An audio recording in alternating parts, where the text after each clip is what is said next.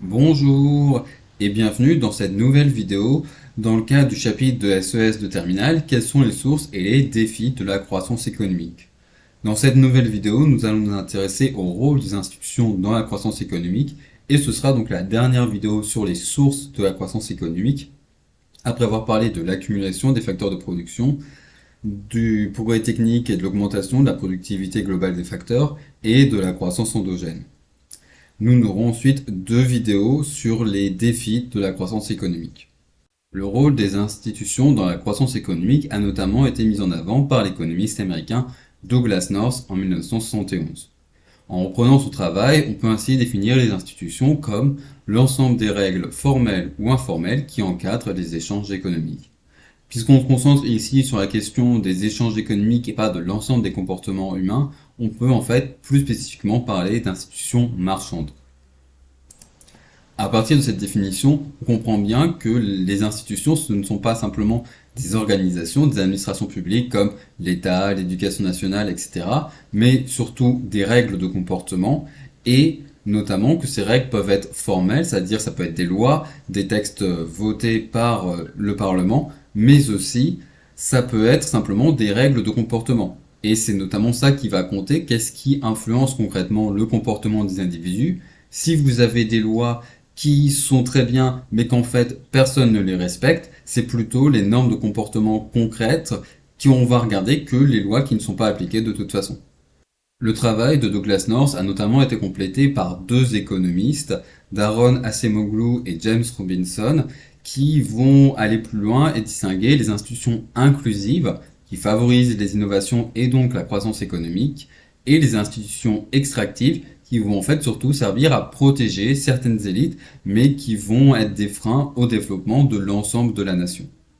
Mais concrètement, comment les institutions peuvent-elles favoriser les innovations, le progrès technique et la croissance économique? On peut dire que de façon générale, le rôle des institutions, c'est d'assurer la stabilité de l'environnement économique pour encourager l'investissement et la prise de risque. Pour être un peu plus précis, on peut prendre l'exemple des droits de propriété qui sont d'ailleurs mentionnés explicitement au niveau du programme. Donc c'est clairement une notion à maîtriser. Les droits de propriété sont les dispositifs qui garantissent à une personne de façon exclusive la possibilité de louer, d'utiliser et de vendre un bien.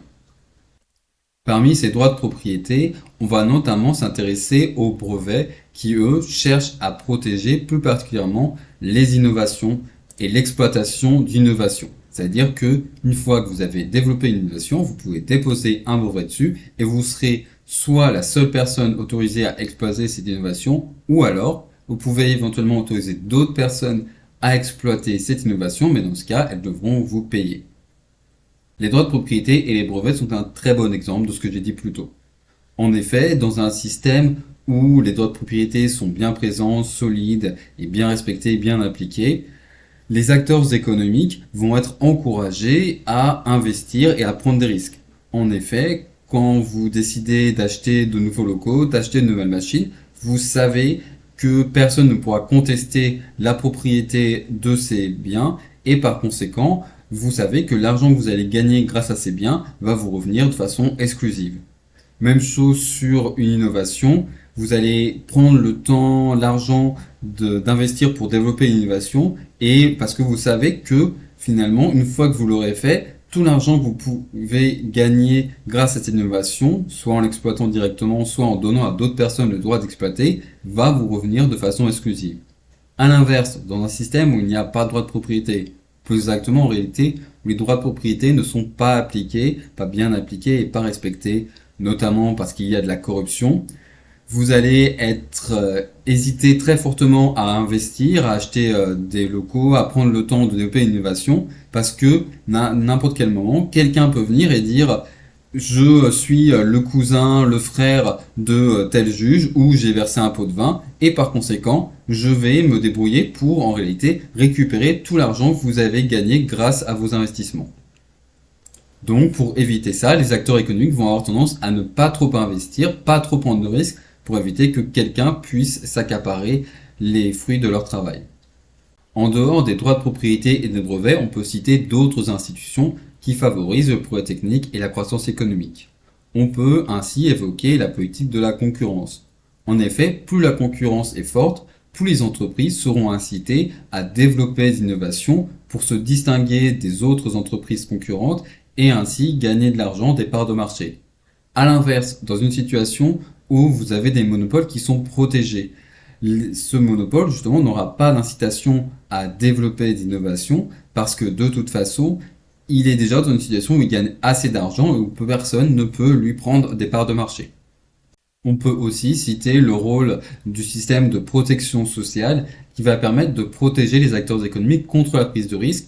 Et donc, en situation protégée, ces acteurs auront peut-être plus de facilité à prendre des risques pour développer des innovations et améliorer la productivité de l'économie.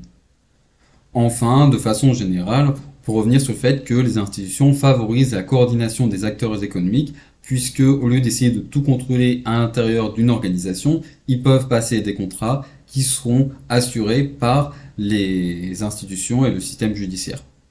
Voilà, c'est tout pour cette vidéo, mais ne partez pas tout de suite car je voudrais juste quand même vous indiquer que vous trouverez dans la barre de description notamment un lien vers un fichier PDF reprenant le diaporama de cette vidéo, ce qui permet de réviser sous un autre format. Et n'oubliez pas évidemment de rajouter des petits thumbs up et de vous abonner si ce n'est pas encore le cas. Et je vous souhaite une bonne journée.